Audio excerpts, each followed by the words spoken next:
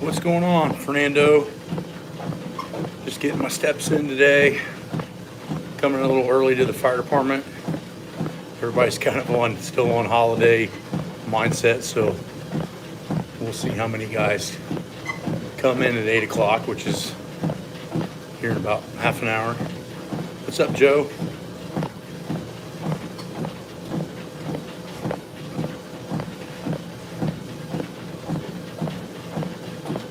Complete athlete.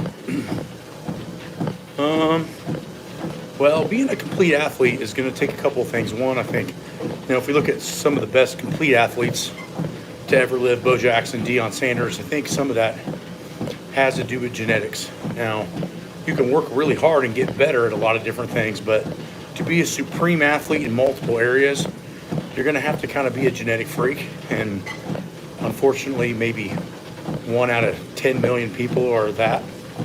So I would say boxing, wrestling. I would say wrestling more than boxing, because you're going to have to do something with legs for sure. Some of the best athletes, honestly, that I've ever seen, definitely judo guys, because they do so much hip throwing and their grip is so strong. We had a gold medalist in judo come into Westside Barbell back in 2006, and he was from up around Cleveland. And obviously they train in gis, but his hand strength was so crazy. I remember he could throw around anybody at the gym so easy with just twisting their shirt and pulling them in ways that most people could never have dreamed of. And his balance and coordination was so good. So I was always very, if I was going to look at a complete athlete, definitely putting yourself into judo. But a complete athlete, if you wanted to be a great complete athlete, you're looking at starting at around 5 years old, which again, if you're on this live, you're probably older than that and asking that type of a question. So there are particular windows of opportunity that will have to be utilized in order to be a very good multiple sport athlete. For instance, motor control and flexibility are heightened at the highest degree between the ages of around 6 to 10. So if you're thinking about being, improving hand-eye coordination at 19 and 20, you can do that and you will get better, but to be your absolute best, you need to go back and slap your parents in the face for neglecting your capacities back then. It still doesn't mean that that you could be the best in the world. It just means that your particular windows will have to be at certain times.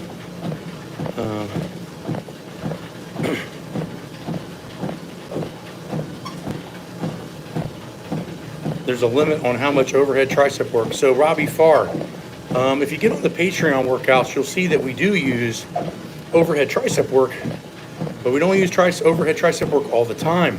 And this is where so many people fuck up. It's like, guys, there's a reason that the Soviets figured out that you need maximum variety for not only Olympic lifting, but throwing and all these other sports that they play with specificity in chunks, is so that you don't have these overtraining issues. So the overhead tricep exercise is not an exercise that is bad. The only bad exercise is the one that's done the exact same way all the time. We need to stop and get a lot of these guys, like the Israel Tells and the Jeff Nippards and all these other dudes, that are telling everybody that everything is about muscle hypertrophy. And in reality, muscle hypertrophy is maybe a top 4 factor. The first factor is, what is it doing to the ligaments, tendons, passive tissue, and the joints? And if you're wearing it out in the exact same position all of the time, it's going to have a problem.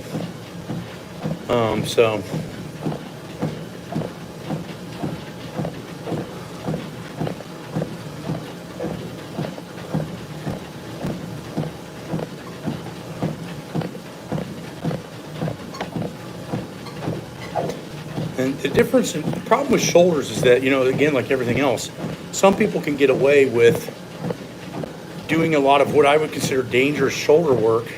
Again, my good friend Mike O'Hearn, he believes a lot in military and behind the neck presses. He's almost 60 and has no shoulder issues that I know of. And he uses that exercise fairly regularly.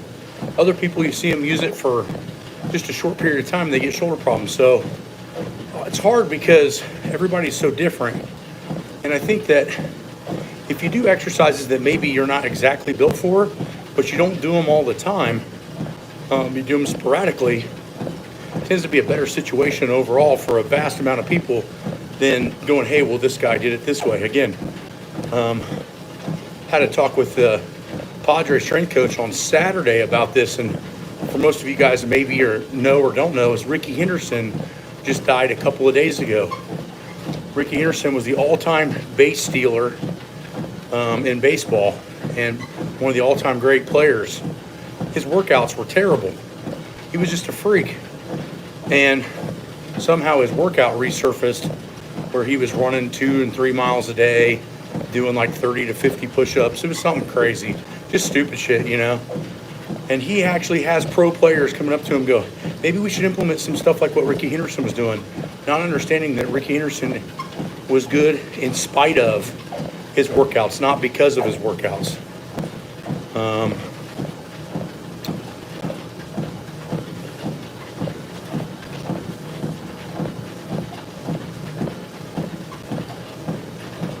If you have any questions on strongman, Tyler, definitely get on there and ask on Patreon, because that's a pretty hard question to answer. What's up, Brandy?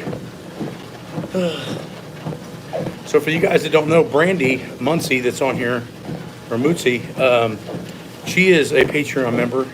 She does our 4 times a week workout. She's 42 years old with 5 kids and bench presses 135 for like 5 sets of 5. Is built like a fucking, like any girl would want to be built, and trains like we train. And it's interesting that we don't have more of a crowd of those people. Smoke weed after workouts. I'm not sure that's a good idea.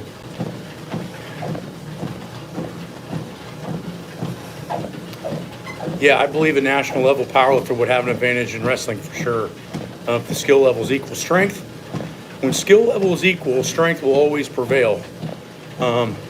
Because as soon as everything else is equal, that's job specific. Hold on just a second, I gotta tie my shoe. The stronger guy will have to use less energy to do the same amount of work.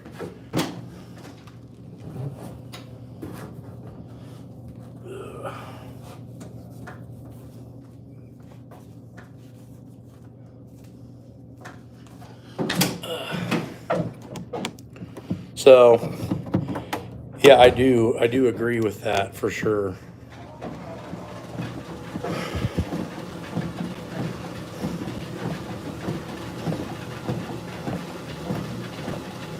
Movie researcher.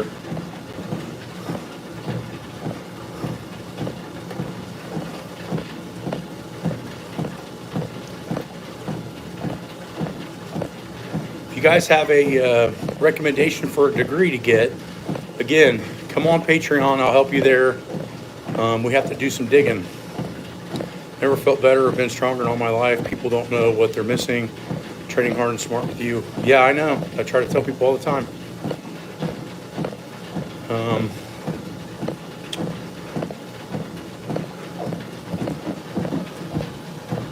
So, Bloke Ian Legend, opinions on kettlebell swings for wrestling. Well, again, if you guys know my background, and I really wish that the average population would get a little bit more educated on training, is that what you select for your weight training is going to be heavily dependent on what your weaknesses are. So if I get a kid that comes in and he's a really good wrestler, technical wise, right? But he can't deadlift like 185 and he weighs like 165. Where do you think his weakest link is? Right? So we need to have standards of certain lifts to be at a certain height in order for you to even use a kettlebell swing heavy enough for it to have implementation to wrestling. So instead of asking about an exercise, you should be more specific and tell me, how strong is this wrestler? Is he a 405 deadlifter at 123, which is really good? When we have a different equation than some jackass kid that weighs 165 and can't even deadlift 225 with good form. Because in my opinion, doing kettlebell swings, doing Olympic lifts, you need to have a very strong base of deadlift technical proficiency in order to use any of those, to have the back, the glute, and the hamstring control, and the core control to be able to use any of those dynamic exercises in the right way. It gets really frustrating sometimes answering some of these same questions over and over again, because what I'm realizing is that a lot of you guys don't really listen. You want some quick answer for some complex question that takes a lot more information. And again, like, I'm not a huge fan of giving out information without the entire picture, which takes a long time to kind of get painted in order to know which way training should go in those situations. So again, there is no one good exercise for one sport. It's what the athlete is prepared for, what the base strength of the athlete is.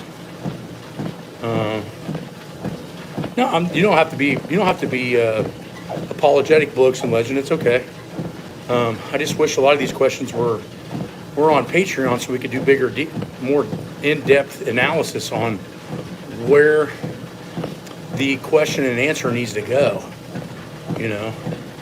Because guys, I wish I had 10 million in the bank and all of this stuff would be absolutely free. But I think what some people fail to realize is this is kind of my job. So, being a professional in an area where most people treat it as a hobby is difficult sometimes because nobody has any value in it.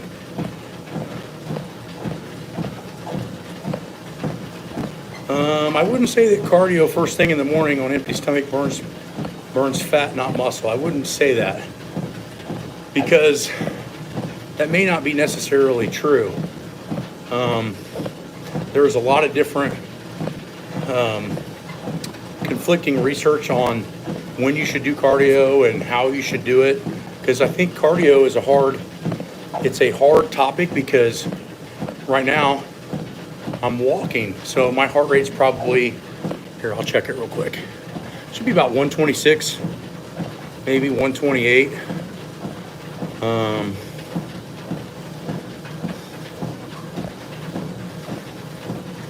Let's see here. Yep, 126. So I was dead nuts. So I know exactly what speed I need to walk. I feel that if you're talking about muscle to fat, you need to be talking more about beats per minute than you need to be talking about just cardio. Because what if I was running right now at 4.5, 5 miles an hour? Then I would be burning muscle and not fat, because I'd be in the glycolytic range, because I'd be at 170 beats a minute. So I hope you guys get my point. Like, it's not about morning or night or fasted or any of this stuff. A lot of what you're burning is dependent upon your heart rate. And so because I'm a lifter and I care about how strong I am, I keep my cardio at a certain range in order to be able to lift heavy on Saturday, because I'm going to go in and squat 3 or 4 times body weight, or at my best. The proof is not in the pudding, Joel. Just because you're lean at 57 and you look 35 doesn't mean that you're doing everything perfect. I'll give you an example.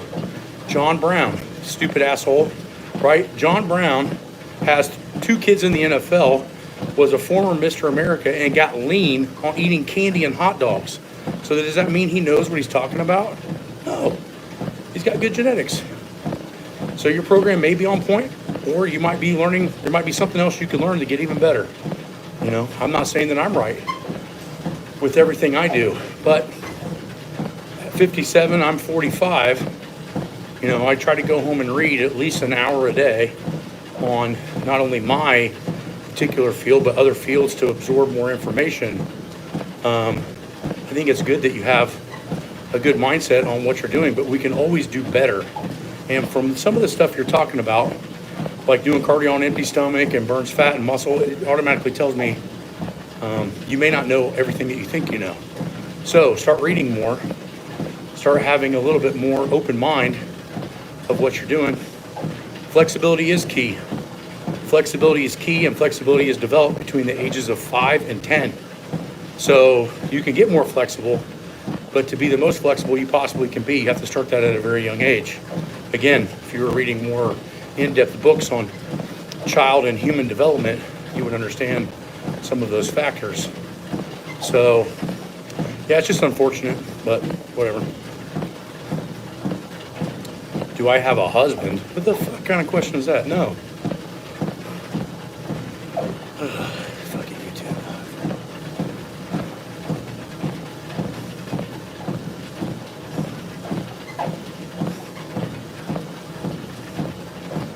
Did Ohio State reach out? Hell no, they didn't. I haven't talked to anybody from Ohio State in like 2010, 2011, something like that. Yeah, it's sad because they're only like 10 minutes away from the gym. I'd have no problems going in there and doing an assessment on them. But from what I've seen and the coaches that I've ran into that's worked there in the past 10 years, not impressive with what the offensive and defensive linemen strength-wise can do. They're basically breeding speed.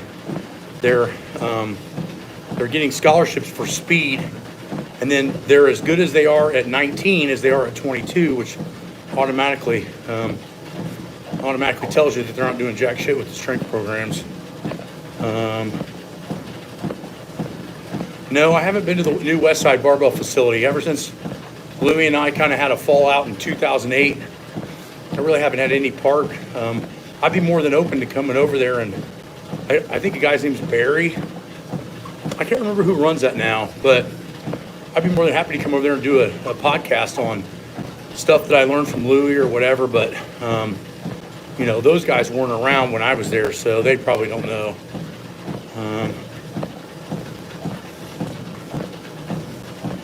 Finding Conjugate was the best thing for me. Yeah, man, awesome.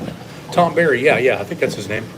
He wasn't around when I was there, so I don't know him personally, but it's funny that I'm one of the only guy. I actually am the only guy, I think, with a doctorate from Westside Barbell, and they don't reach out to me to talk or do anything with them at all, which I'm sure was partially Louie's fault. Louie and I, when I left, I actually got better at powerlifting than when I was at Westside Barbell, and it wasn't because I was using different methods. I was just more cautious of my recovery, and that really burnt Louie that when I left I got better, and I think that kind of showed him I was right, and I think that kind of hurt him a little bit. Recovery tips from lifting heavy. Well, if you're getting beat up and you're not recovering, there's a handful of things that could be the problem. 1, stress level. 2, nutrition. 3, sleep quality or sleep duration. Those are the big 3 that I think can be major issues. Or your training program is shit, meaning you're doing too much volume or too much intensity with not the right layout in a monthly or say 6-month scheme to kind of have everything waving correctly, which is really common. Again, it's hard to treat this like a profession if it's your hobby, and so when I started to overtrain and say I had clients or I had a particular, contract that I had to do, if it was at a certain time of my training, that client or contract got cut because I would put my recovery in front of my work. And a lot of people can't do that.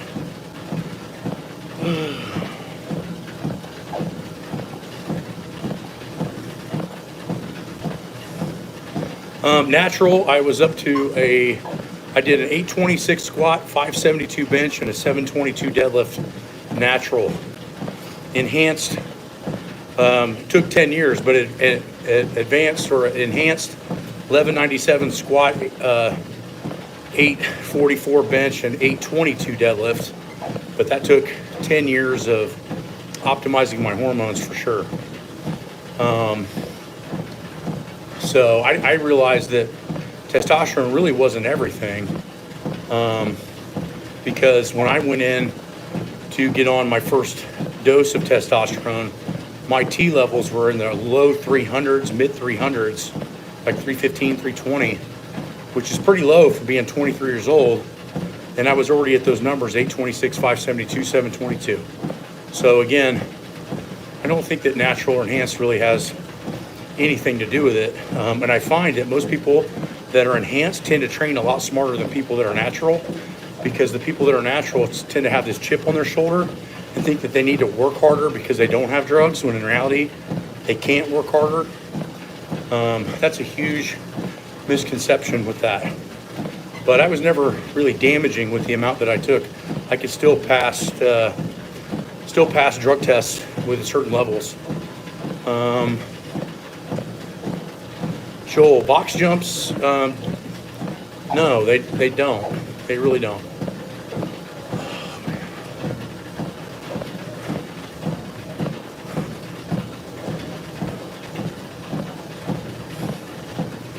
Yeah, I didn't have a bad holiday. Just kind of chilled out at the house. Holidays are kind of, I don't know, when you get in your mid-40s, they kind of suck, especially if you don't have like your own kids or something, which I'm sure in some cases would suck worse. A lot of my family members that make Christmas fun, my Uncle John, my Uncle David, my grandmothers, both great and regular grandmothers, they're all passed away. So Christmas time's kind of sad, really. It's like I kind of get hermited a little bit. I just kind of remember all the memories I had when I was like before I was 20, 22, because those people were so much fun in my life. And I was so close to that part of my family because, and I talk about it quite a bit, but still some people don't know. When I was 6 years old, I got hit by a car and I had to be homeschooled in first grade. And so my great grandma had to take care of me because she was a retired nurse. And so I basically lived in a hospital bed for almost a year. Then I was in a partial cast for like another 6 or 8 months out of that bed. Taco Bell got you down. How did Taco Bell get you down? Is it open on Christmas? That's pretty wild. So, but yeah, so I don't know. Holidays are kind of different now. Same thing with like birthdays, you know what I mean? It's like, God damn, I can't believe I'm 45 already. That's crazy.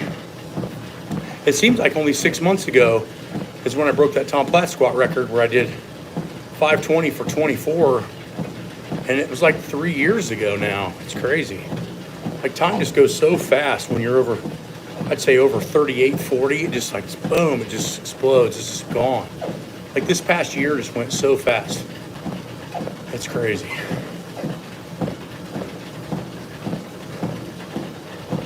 Don't be sad. No, I'm not sad at your poop joke. I'm just sad that most of my family members are dead. So,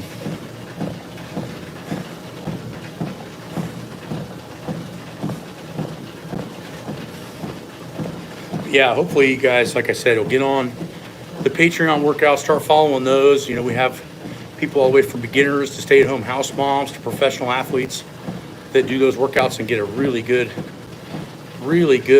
results from them. Yeah, COVID years, yeah, they feel like months, that's for sure. Feels like they just fly by. It feels like a month is like a week now. Hey, DRB Packing Wood, if you were listening to the last 20 minutes, you'd realize why I'm not running. But if you'd like, DRB can come and squat with me on Saturday, and then we could go on a run and see how much you want to do a run. I don't think you're going to be very in running mood after that. So again, it's all about accumulation. Getting your heart rate at the right rate, keeping it there is what burns fat and not muscle. Also what gets you conditioned. The Wenning warm-ups are so high, I would say moderately to high intensity with the heart rate, that I have to be really careful with this small stuff like this to doing it too much. The workouts that we do, if you were on Patreon doing them, which most of you guys are not, if you guys are on there doing those workouts and see what we get done in 55 minutes, it's fucking cardio. It's hard. We do 300 reps in 14 minutes for warm-up. I'd say at least 85% of the time. And then we get 1 to 2 minutes rest before we do our max effort or speed work. Yeah, they're serious shit. But the problem is it hits people's egos so bad and they're so out of shape to do those types of warm-ups, Brandy, that it turns a lot of people away, because most people don't want to work their weaknesses. They want to only feel like they're doing their best.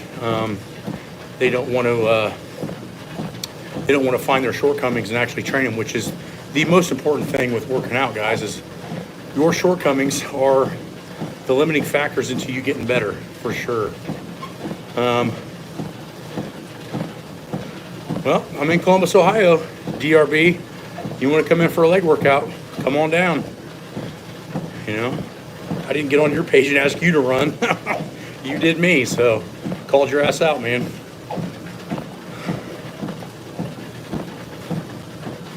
Let's see where my heart rate's at now.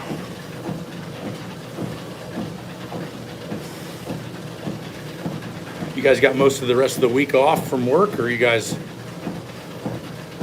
skate? What kind of skating? 4-pound bag of rice flour, but 124.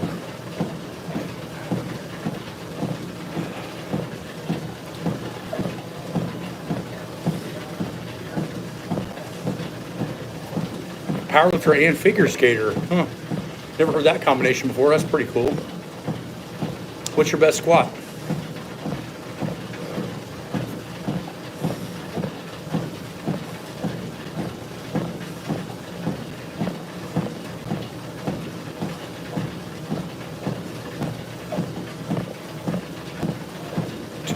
It's not too bad.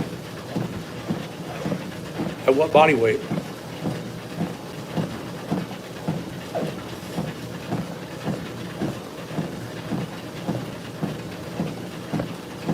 You got a video of this 230 squat? So 220 body weight, and what is that, 520 squat? It's not too bad. I got a dude at the gym that's 180 body weight, so that means 75 kg, and squats probably 235 kg raw.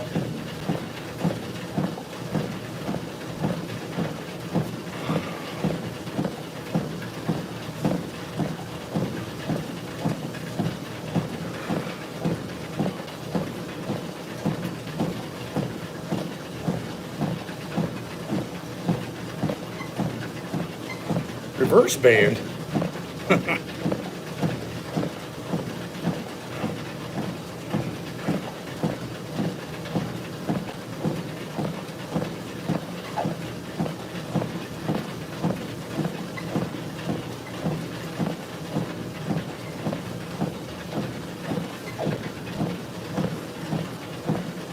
Well, it sounds like you're using some of the right stuff if you're box squatting and doing reverse bands. I want to see this 230 raw, though.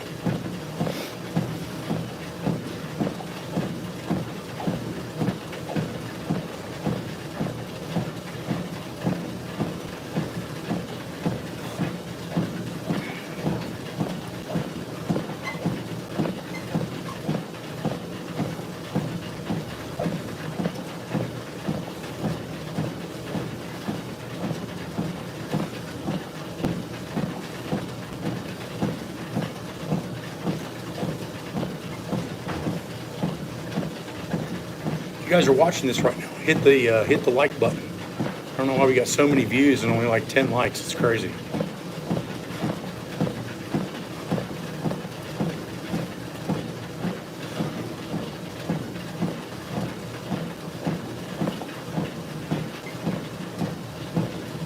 Walking in these new shoes are a pain in the ass.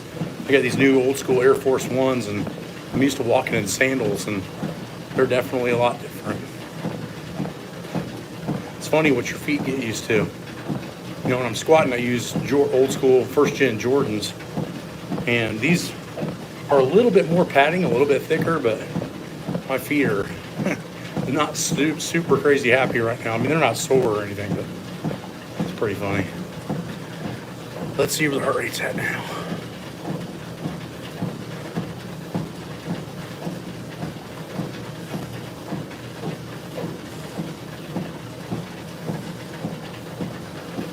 Mm-hmm. 122.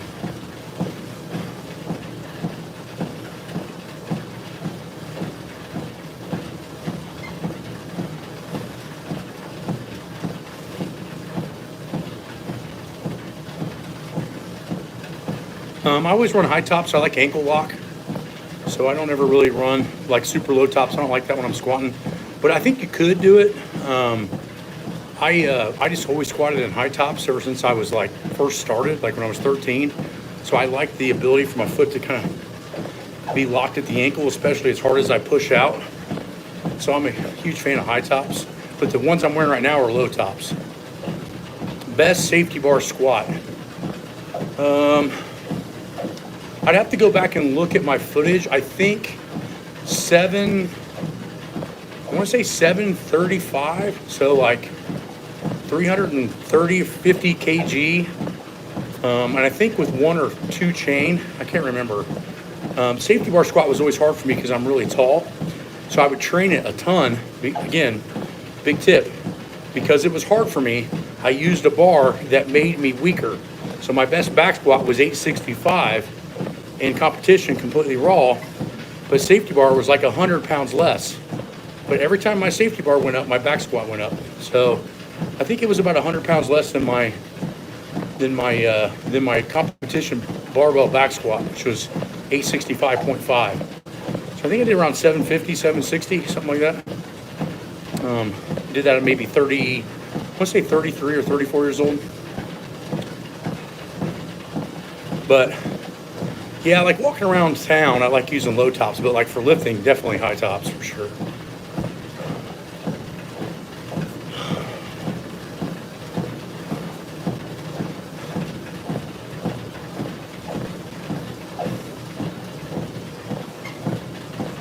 Well, got the firemen getting ready to come in.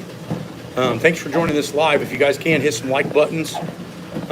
Make sure you go join the actual Winning Strength YouTube channel. And if you guys want to follow some of the workouts that we write for fire, police, military at the gym, come on Patreon. We also have channels on Train Heroic Tactical, and Train Heroic Conjugate, which are awesome. All great values.